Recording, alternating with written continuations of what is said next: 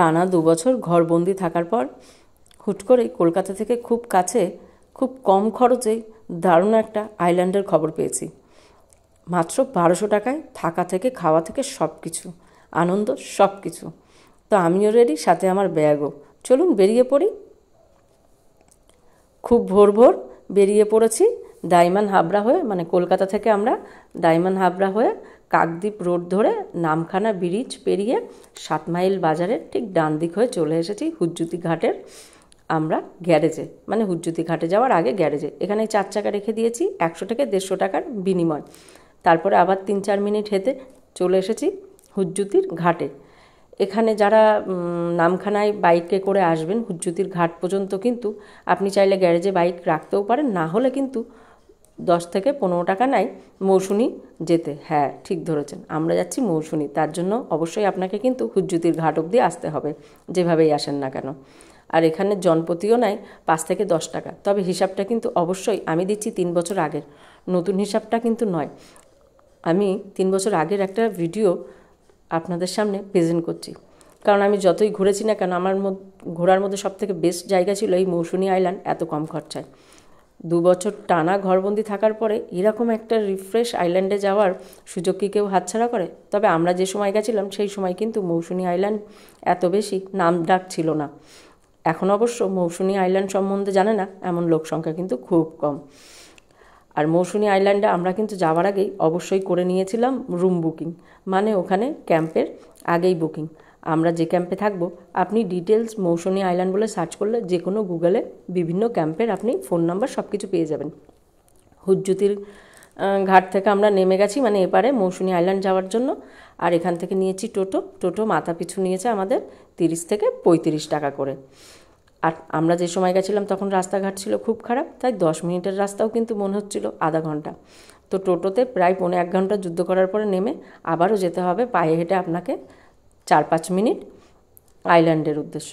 তবে এত বছর ধরে, মানে 2 বছর ধরে ঘরে বন্দি থাকার পরে না বেশ ভালোই লাগছিল। ফাইনালি চলে এসেছি মৌসুনি আইল্যান্ডে। এসেই না মনটা আমার একদম ভরে গেছিলো। চারপাশটা খুব নিস্তব্ধ, যারা একটু নিলিবিলি পছন্দ করেন তাদের জন্য কিন্তু এটা বেস্ট অপশান। তেমন একটা লোক নেই আর বেশ শান্ত। আজ আমরা থাকব মুক্তবিলাস ক্যাম্পে। এই ক্যাম্পে মাথা পিছু ছিল 1200 টাকা করে, আর ক্যাম্পের বাইরেই রাখা থাকে এই ঘোড়াটি। আমি মুক্তবিলাস ক্যাম্পের চেষ্টা করব অবশ্যই ডেসক্রিপশানে ফোন নাম্বার দিয়ে দেওয়ার, যদি কেউ যান। আর এখানে বিভিন্ন টেন্ট আছে, 2 জন থাকার, 4 জন থাকার, 5 জন থাকার। সে সম্বন্ধে অবশ্যই পরে বলছি। প্রথমেই এলে আপনাকে ওয়েলকাম ড্রিঙ্ক হিসাবে দিয়ে দেবে একটা ডাব, যা আপনার মন মাথা সব কিছু ঠান্ডা করে দেবে। তারপরেই চলে এসেছি সমুদ্রে পা ভিজাতে। তবে এখানে চান করতে আপনি পারবেন না, কারণ জলটা খুবই কম আর কাদা জল। চাইলে আপনি বাইক রাইডিং করতে পারেন বা একটু খেলাধুলো করতে পারেন, একটু সমুদ্রের পাড়ে হাঁটতে পারেন, ব্যাস এইটুখানি। তারপরে অবশ্যই ক্যাম্পে ঢুকে আমরা চান করে নিয়েছিলাম ক্যাম্পের যে কমন বাথরুম সেখানে। তারপরে দুপুরের মেনু, দুপুরের মেনুতে কিনা ছিল, মুখে আমার এখনও লেগে আছে। চিংড়ি মাছের মালাইকারি থেকে কাতলা মাছের কালিয়া, ডাল, চাটনি, পাঁপড়, বেগুনি, সবজি কিনা ছিল, লেবু লঙ্কা সব কিছু, সব কিন্তু প্যাকেজের মধ্যেই। আর তারপরে এই যে এর সাথে একটুখানি গল্প করে নিয়েছি।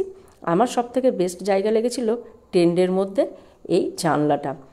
মৌসুনি আইল্যান্ড এলে চেষ্টা করবেন সমুদ্রের একদম ধারের টেন্টগুলো নেবার, তাহলে না সারা রাত সমুদ্রের নানান সৌন্দর্য কিন্তু উপভোগ করতে পারবেন। যদি বলেন সমুদ্রের আবার কি সৌন্দর্য, তবে বলি মাঝে মধ্যেই আমি জানলাটা খুলে বেশ চারপাশের সুন্দর লোকজন ঘুরছে, নিস্তব্ধ কিছু লোক গল্প করছে, বা মাঝে মধ্যে সমুদ্রটাকে দেখছিলাম সারা রাত ধরে কেমন আপ ডাউন করে। আর সন্ধেবেলা না দারুণ সুন্দর লাগে সমুদ্রে যখন হাঁটবেন আর চারপাশে ওরকম লাইট জ্বলতে। এবার চলুন বিখ্যাত বনফায়ারে নিয়ে যাই। ঠান্ডার মধ্যে গরমের এরকম আগুনে হাতটা ছেঁকতে আপনি কিন্তু চিকেন বারবিকিউবের একটা অর্ডার দিয়ে দিতে পারেন। 350 টাকা নিয়েছিল। এখানে 2টো গ্রুপে চিকেন বারবিকিউব হচ্ছে, সাথে চলছে ডিজে। আর ডিজের জন্য ওরা একটা করে বক্স আপনাকে দিয়ে দেবে, বা আপনি বাড়ি থেকে চাইলেও কিন্তু ছোটো টুনটুনি বা কিছু ওগুলো নিয়ে যেতে পারেন। আপনার ফোনের ব্লুটুথের সাথে কানেকশান করে গান শুনতে পারেন। তবে এখানে জিওর নেটটা খুব একটা ভালো চলে না, বাদ বাকি কিন্তু চলে। আর আমি এখানে কপিরাইট খাবো বলে মিউজিকটা দিইনি, সাথে দারুণ লাইটিং। মানে আমাদের টেন্টে যারা অন্যরা ছিল তারা কিন্তু এই অ্যারেঞ্জমেন্টটা করেছিল। এই যে চিকেন বারবিকিউ সাথে স্যালাড রেডি, খেয়ে নিয়েছিলাম। তারপরে রাতে আর তেমন কিছু নিইনি, চিকেন কষা আর রুটি নিয়েছিলাম, আর যারা ভাত খেয়েছে তারা ভাত নিয়েছিল, ব্যাস। সকালবেলা দাঁতটা মাজতে না মাজতেই জানলা দিয়ে দেখি সামনে চায়ের দোকান, তাতে একজন খেজুরের রস নিয়ে বেচছে। এই জন্যই বললাম ধারের টেন্ডে নিয়ে আর খুব মজা। খেজুরের রস খেয়ে চলে এসেছে সকালের টিফিন, ডিম সেদ্ধ সাথে লুচি আর ঘুগনি খেয়ে আবার একটু ছবি তোলা। এবার চলে এসেছি সমুদ্রে একটু পা ভিজিয়ে নিয়ে আবার একটু ছবি তুলতে। তবে এখানে কিন্তু আশেপাশে প্রচুর টেন্ট আছে এবং বিভিন্ন কিন্তু প্রতিটা টেন্টের ভাড়া আছে। কেউ এক একজন মাথা পিছু নেয় 1400 টাকা, 1300 টাকা। তবে আপনি একটু বার্গেনিং করলে একটু কম পেতেও পারেন। আবার টেন্টের ফ্যাসিলিটিসের উপরেও নির্ভর করছে। তবে কেউ চাইলে রুমও নিতে পারেন। চলুন আমাদের একদম সমুদ্রের ধারে ট্রেনটা দেখাই কেমন ছিল। এই ট্রেনটা মোটামুটি 3 জন থাকা যায়, আপনি চাইলে একজনও থাকতে পারেন, 2 জনও থাকতে পারেন। আমরা নিয়েছিলাম এটা, এবং এর মধ্যে থাকবে একটা ছোট্ট লাইট ও চার্জিংয়ের পয়েন্ট, থাকবে বালিশ সাথে কম্বল। আমার তো সব থেকে আগেই বলেছি পছন্দের জায়গা হলো এই জানলাটা, দারুণ লেগেছিল। বাইরে যতই ঠান্ডা হোক জানেন তো, টেন্টের ভিতরে আপনি সেটা উপভোগ করবেন না। দারুণ ওয়েদার কিন্তু।